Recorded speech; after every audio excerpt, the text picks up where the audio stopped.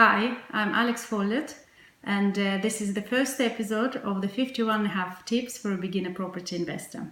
So first of all, I would like to say a few words about myself.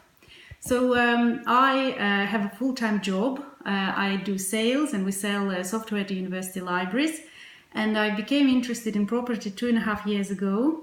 At the moment, I don't have any investment properties, but over the last 2.5 years, I've done a lot of education. I've done a lot of things, and in a year's time I will have more than one investment property. So now I have a plan, I know where to invest, I know my strategy and so on. And really the goal of these videos is to share my journey, to keep myself accountable, but also to share tips and my experience, what I've learned with those of you who are just starting in this journey. So really, I'm making these videos, it's like I'm talking to myself 2.5 years ago when I was just beginning. So from the very beginning of my journey, I went through things like being scared to attend property events and facing objections from my family and friends, having to make sense of all the abbreviations in the property industry. And I will be sharing the tips of how I went through all of this and what I've learned. And like with anything else, there should be your way of addressing these issues. I address them in my way, and I will be just sharing my experience, and I hope you will find it helpful. So I was thinking, what would be the first tip, the most important thing that I've learned over the last 2.5 years? And I decided to recommend this book. That is called The 4 Laws of Financial Prosperity, written by Blaine Harris and Charles Kunrat. So it's a story about a man who has a lot of bad debt, and he meets a wealthy woman, and she teaches him about the laws of financial prosperity.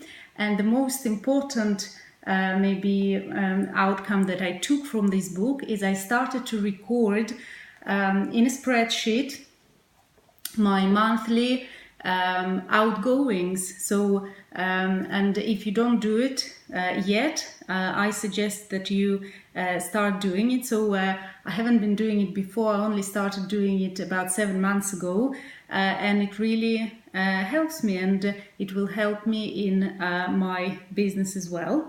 So the idea is to record what is coming into your account and what is going out.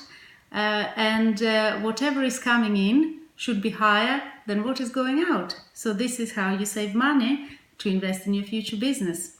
And actually, throughout my life, I've been quite good with saving money. So I didn't really need to teach myself how to save money. But I never recorded, what was coming in and going out of my account. And actually, recording it really helped me to take the fear out of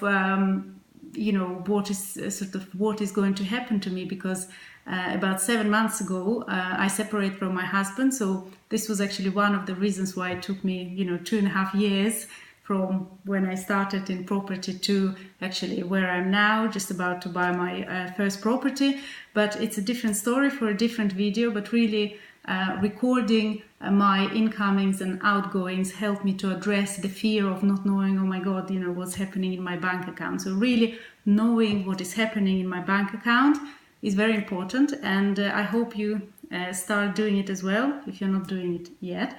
And I just have a spreadsheet where I record things like bills, food, household, children entertainment, my entertainment, charity, car, and things like that. So I know what I'm spending on all the different areas of my life. And the idea is to do the same with my business.